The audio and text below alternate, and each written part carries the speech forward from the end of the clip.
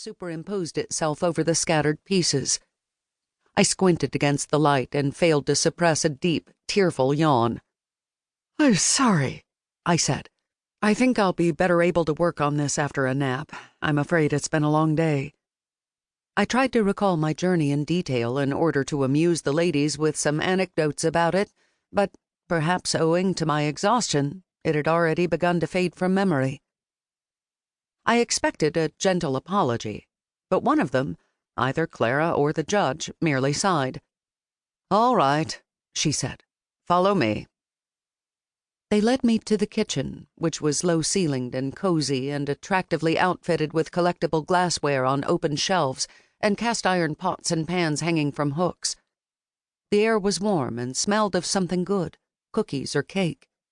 We sat at a kitchen table covered with papers, pencils, notebooks, and ledgers, all of which gave the impression of rarely, if ever, being cleared away. The kitchen was also their office, it seemed. One of the ladies opened up a flat wooden box, revealing 6 keys attached to oval plastic fobs. It struck me for the first time that I must be the only guest. "You have your choice of rooms," Clara or the judge said. "There's virtue, mercy, justice, duty, and glory." "Oh, well, I don't know. Is one of them nicer?" "They're all very nice, dear," the other said, sounding a bit wounded by the question. "Each has its advantages," said the first one. "Why don't you choose one for me?" I suggested. "The light is nice in justice," a lady observed. "But she wants to sleep," said the other. "Glory at the back is probably quietest. Duty is largest. Virtue has a closet."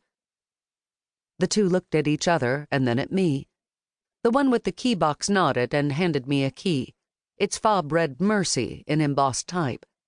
"It's upstairs," she said. "Second door on the left. The bathroom is across the hall." "Will you be needing an additional cot?" the other asked with a smile. "Oh, no," I said. "I'm traveling alone." The ladies frowned in evident confusion. "I thought I made that clear," I explained, though in truth I couldn't recall making the reservation.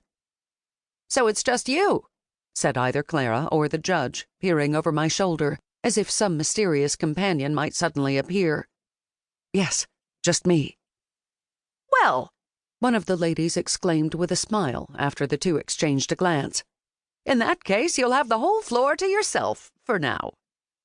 "Thank you," I said. The two ladies were very different in appearance. The one who'd handed me the key was short and stocky, with a spray of silver curls, a pair of silver-framed eyeglasses on a gold chain, and a nimble, friendly manner. The other was tall and stooped and more deliberate, with an ungainly equine bearing, and dyed black hair cut short. Her eyeglasses were black, clunky, and filmed over with dust and finger grease. Instinctively, I identified this one as the probable jurist, but it wasn't difficult to imagine the other calling a courtroom to order, banging a gavel. Each would frighten attorneys in her own special way. With what I hoped was an inaudible, or at least barely audible, groan, I stood and lifted my bags. Clara and the judge didn't offer to help. As well they shouldn't. They were my seniors by half a century easily. I recalled seeing the stairs near the front door and made my way there, taking care not to knock over anything on my way. A coffee table bearing a teetering stack of books, a cut-glass liquor decanter and its highball children centered on a polished silver tray atop a brass bar cart, a bowling trophy perched on a miniature Doric column.